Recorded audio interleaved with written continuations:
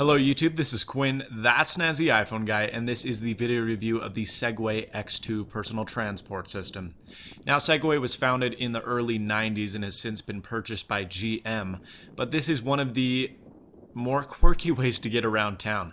Segway really made its debut in 2002 at the Winter Olympics, actually in my hometown, Salt Lake City, and then the marketing and advertising and hearsay kind of died back down in 2004 to 2005. Now the X2 is their off-road model, which retails for a whopping $6,435. We bid on it as a family as a joke, and we actually ended up winning the auction. Luckily, we only paid $2,000 for it. As you can see, it's pretty cosmetically beat up, but it still works and functions like a champ, and this is the video review of the Segway X2. So sit back, relax, and enjoy. Now, Segway kind of advertises their device as a plug and play, anyone can kind of do it the first time situation, and as a matter of fact, this isn't actually true. Most people spend 20 to 30 minutes kind of figuring it out, and it's not because it's weird, it's not because it's bizarre, but it's because it actually adapts to what we do naturally, and as humans, we're very wary of this. We're very used to having it adapt to the product, not having it adapt to us. Now, steering, as you can see, is very basic. Left and right is probably the most simple. There's the sway bar, and you tilt that horizontally, and that will determine whether or not you turn. If you're staying in the same spot, one wheel turns in opposite direction of the other, and if you're moving, one wheel will move faster than the other in order to create the turn.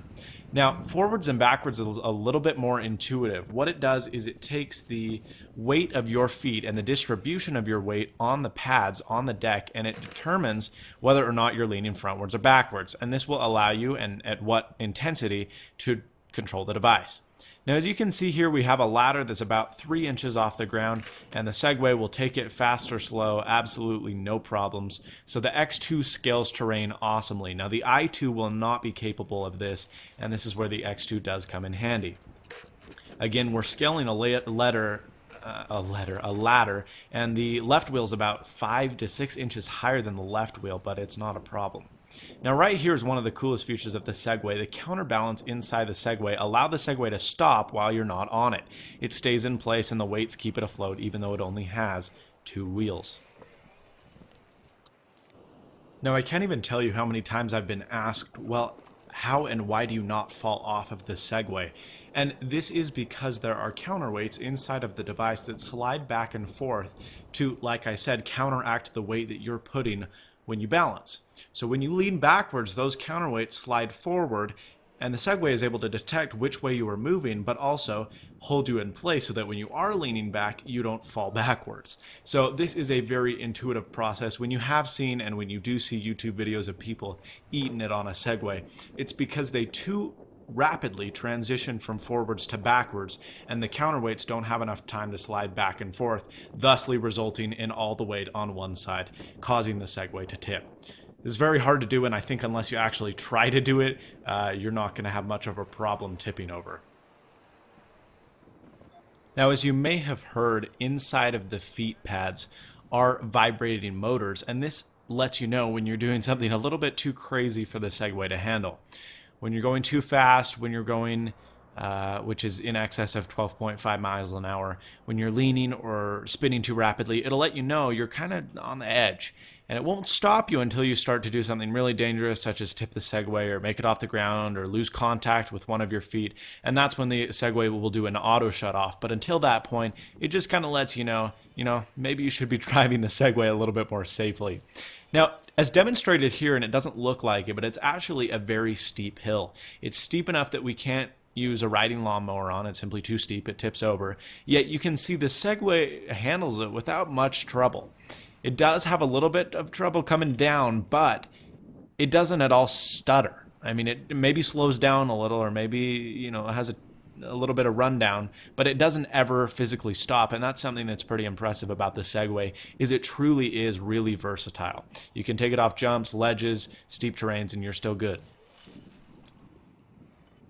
Though the Segway X2 is advertised as an off-road device, it can certainly compete with other transportation devices on road. As I stated earlier, it has a top speed of 12.5 miles an hour, which doesn't sound like much, but when you're actually on the Segway going that fast, it's pretty speedy. It also doesn't take up too much room, so when you're driving from place to place, shop to shop, it's not that much of a burden to be able to store it. Now, it uses an info key, which is an RFID key, which allows you to do a bunch of different things. You can diagnose errors. It has a speedometer, it has an odometer, so you can see how many miles in your trip. You can see battery life information. As I stated earlier, you can see errors. You can also turn the key on and off. And your Segway will only work with that specific RFID key, so they are specific to each one, so Segways don't interfere. There's also a turtle mode, so if you have a little kitty, you can change the speed down where it maxes out.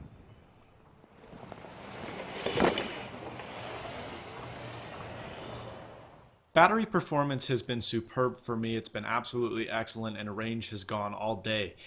I live in a city where lots are really big and homes are spread out in pretty long distances, so this is more of a toy and a novelty than anything else. It's not utilized as a real transportation tool. However, if you're in the streets of Manhattan, Chicago, or other places where a lot of things are really close together and cars aren't a viable option, I can definitely see this as a transportation utility. The only issue comes into play when we talk about the price.